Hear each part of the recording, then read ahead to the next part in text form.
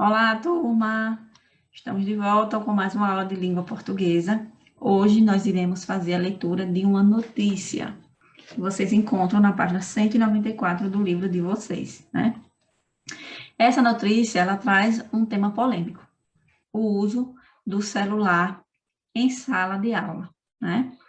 Inclusive, né, esse tema já foi até pauta de eleição presidencial francesa, né, que ocasionou a proibição lá nas escolas da França em 2018. Vamos ler para que a gente possa construir melhor nossa visão, nosso ponto de vista, né, para que a gente possa construir argumentos para defender, né, ele. Um projeto de lei que tramita na Assembleia Legislativa do Estado de Goiás quer permitir o uso do celular dentro das salas de aula nas escolas estaduais.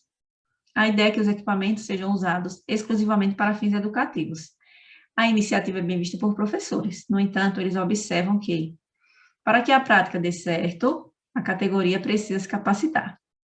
Atualmente, o uso do celular é proibido dentro das escolas estaduais de Goiás. Em nota ao G1, a Secretaria de Educação, Cultura e Esporte de Goiás, SEDUCE, informou que cumpre a lei número 16993, de 10 de maio de 2010, que proíbe o uso do equipamento na sala de aula.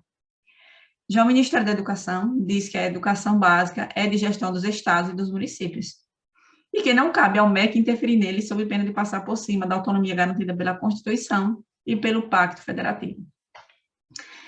Tecnologia na educação. O presidente do Conselho Estadual de Educação, Marcos Elias, defendeu a liberação do uso do celular com a mediação feita pelos educadores.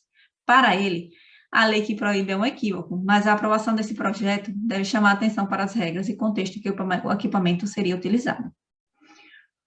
Hoje, grande parte do conhecimento humano está acessível pelo celular. Ele pode e deve ser um instrumento de aprendizagem. O que define como este objeto vai ser usado é o projeto pedagógico, o que dificilmente é definido por meio de uma lei. É melhor autorizar nestes moldes do que proibir. Mas a questão não pode ser assim, do tipo, agora está autorizado, disse. Segundo ele, a Lei de Diretrizes e Bases da Educação Nacional permite que no processo de ensino sejam utilizadas diferentes metodologias, incluindo o uso de equipamentos eletrônicos. Se o celular pode ser um instrumento, e as pesquisas mostram que pode sim ser um instrumento de aprendizagem, ele pode ser usado com métodos e formas que sejam adequadas, que nesse caso só a escola pode definir, destacou. Realidade escolar. Os estudantes Sara Cristina de Souza Portes, de 17 anos, e Gustavo Dias Soares, de 18, estudam juntos no Colégio Estadual Jardim América, em Goiânia. Como a maioria dos jovens da faixa etária dos dois, eles têm o celular como um aliado na comunicação, e muitas vezes como ferramenta de pesquisa. No entanto, os dois destacam que o uso do equipamento dentro da sala de aula atualmente é um obstáculo para o processo de ensino.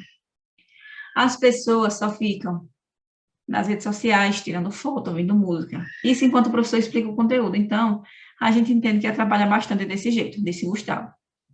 Sara afirma que o celular pode deixar as aulas mais dinâmicas em alguns momentos, mas acredita que o uso em excesso pode atrapalhar o convívio social.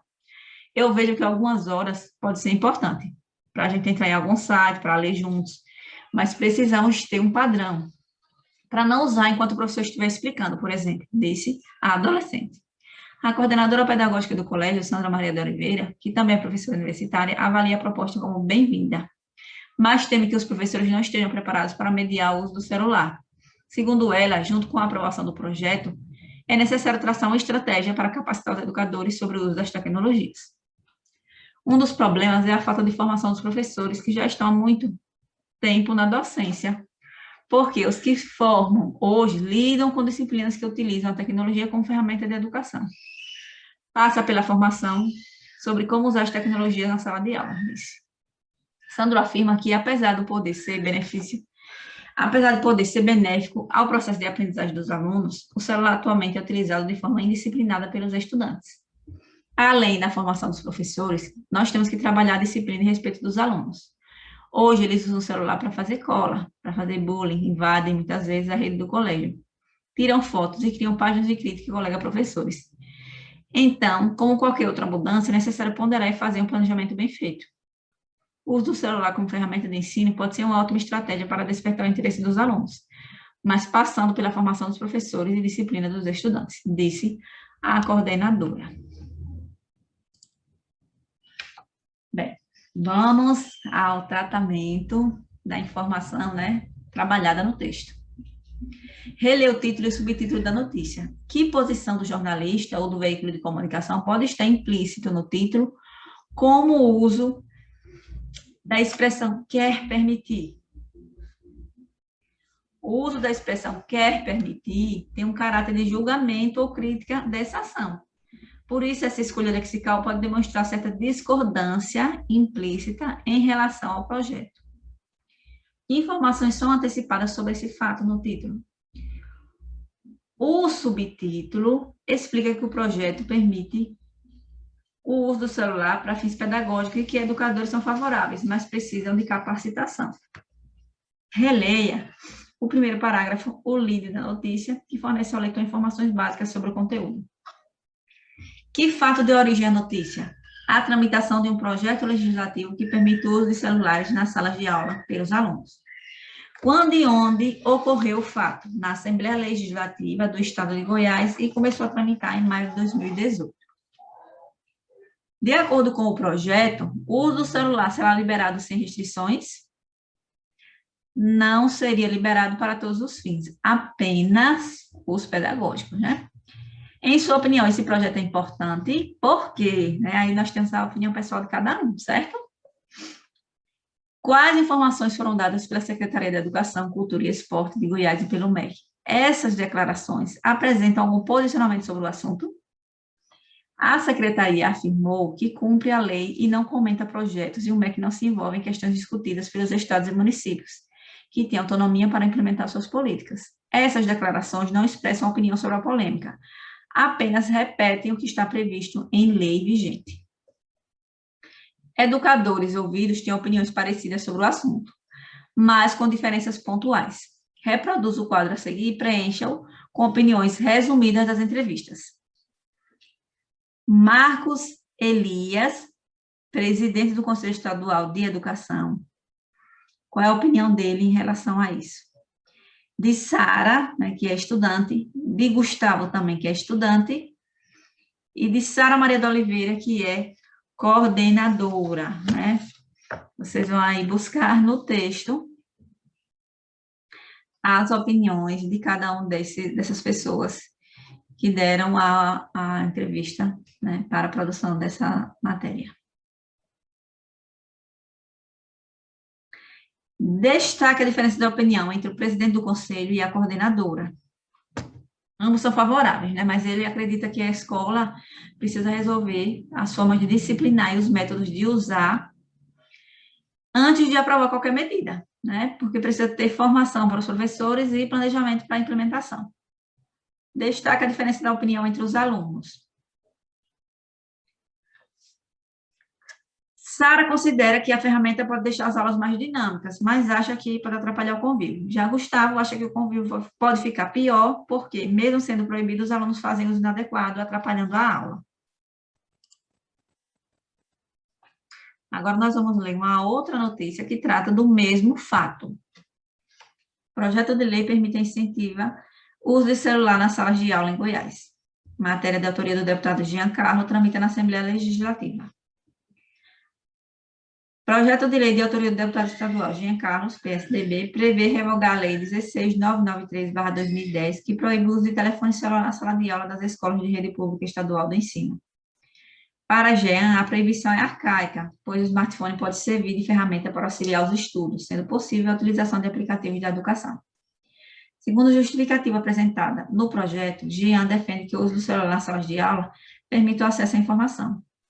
É útil na realização de pesquisas e trabalhos a serem realizados pelos alunos.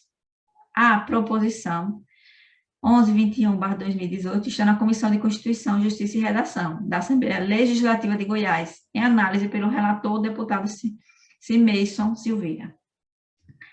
Para o parlamentar, a revogação da lei que proíbe o uso de smartphone vai fortalecer a autoridade do professor, pois ele poderá delimitar a utilização do aparelho.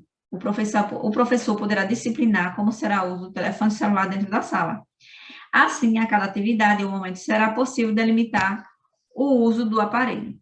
Dessa maneira, Somente nos casos em que haja o uso indevido é que o celular poderá ser proibido, sempre pelo professor, conforme a sua autonomia dentro da sala de aula, explica. Depois de passar e ser aprovado pelas comissões de alego, o projeto precisa passar por 2 votações em plenário, ser aprovado novamente para ser levado à sanção do governador. Em comparação com a notícia do G1, o uso dos verbos permite e incentiva no título pode indicar uma posição implícita sobre o assunto? Pode indicar uma posição implícita mais favorável à ideia do que a outra notícia. Leia o líder no primeiro parágrafo da notícia e responda. Qual é o fato? Projeto que revoga a lei que proíbe o uso de celulares em sala de aula. Por que esse fato ocorreu? Porque o deputado considera a proibição arcaica, pois o smartphone pode servir de ferramenta para auxiliar os alunos, sendo possível a utilização de aplicativos de educação. Quem está envolvido? O deputado estadual Giancarlo. Onde e quando aconteceu? Na Assembleia Legislativa de Goiás, em abril de 2018. Compare os leads das 2 notícias e explique o enfoque cada uma, dado a cada uma por esses veículos de comunicação. No lead da notícia do portal G1, não é citado o proponente do projeto, nem mesmo as razões que o levaram a encaminhá-lo. No entanto, diferentemente da notícia do jornal Opção, dá ênfase à opinião dos educadores sobre a aplicação dessa medida. No lead do jornal Opção, não há indicação do proponente. O enfoque nas razões de o deputado propor essa medida e a indicação que os alunos poderiam usar o aplicativo do celular para fins pedagógicos. Se você recebesse essa notícia por mensagem de aplicativo ou redes sociais, como verificaria sua veracidade? Como é que vocês poderiam, confirmar que essa notícia é realmente verdadeira? Como é que vocês fazem para checar as notícias que chegam até vocês? É isso que vocês vão responder. Acesse algum site de checagem de fatos e pesquise se as notícias são verdadeiras ou falsas. Essas notícias são verdadeiras porque a URL estão corretas e foram publicadas em diferentes veículos confiáveis de comunicação.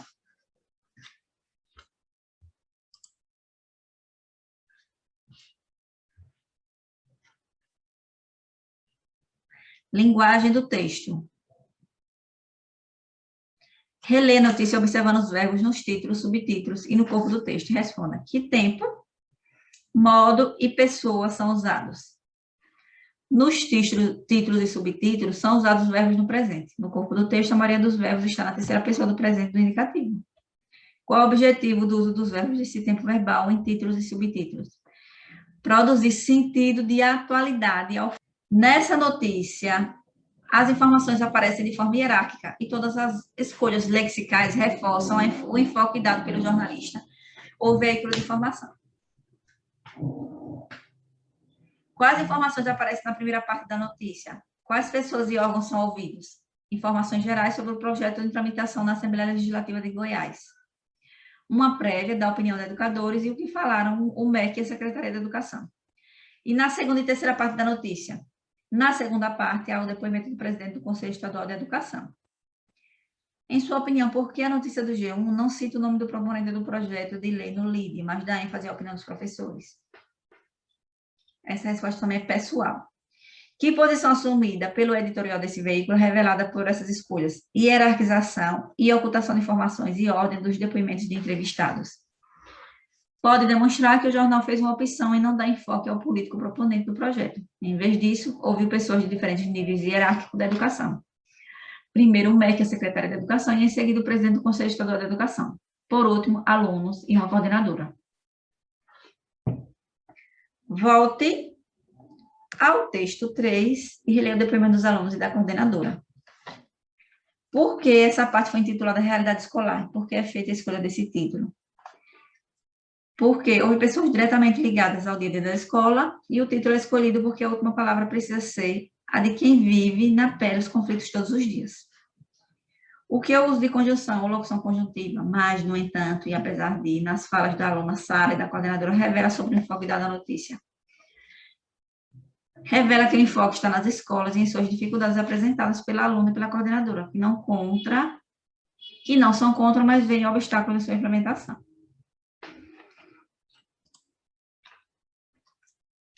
Vamos ler agora uma charge também que faz relação com o que nós lemos, nessas 2 notícias. O que você vê na imagem? Que crítica social é veiculada na charge? Explique.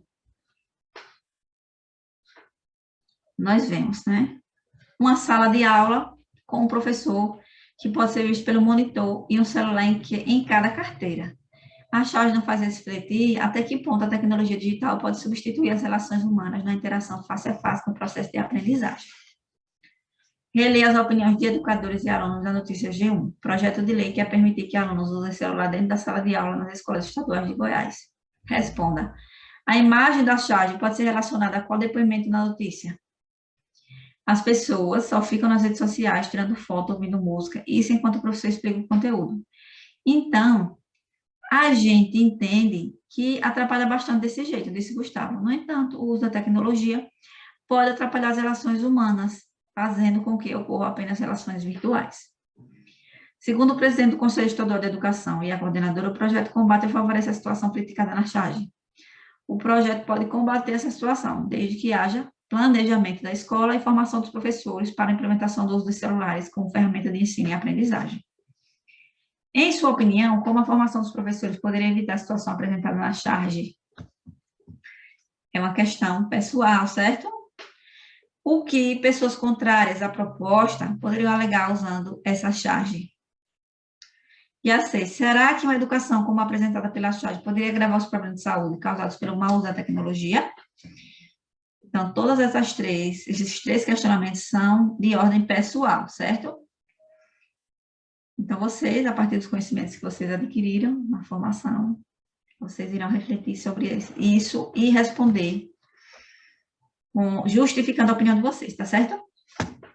Nós sabemos, né, que o professor, com formação no uso de tecnologias da informação e comunicação, pode criar atividades inovadoras, né, que promovam a relação afetiva da escola com o mundo, assim como saber quais medidas tomar para educar os alunos para o uso adequado e consciente. Chegamos ao fim da nossa aula. Fique em paz e até a próxima.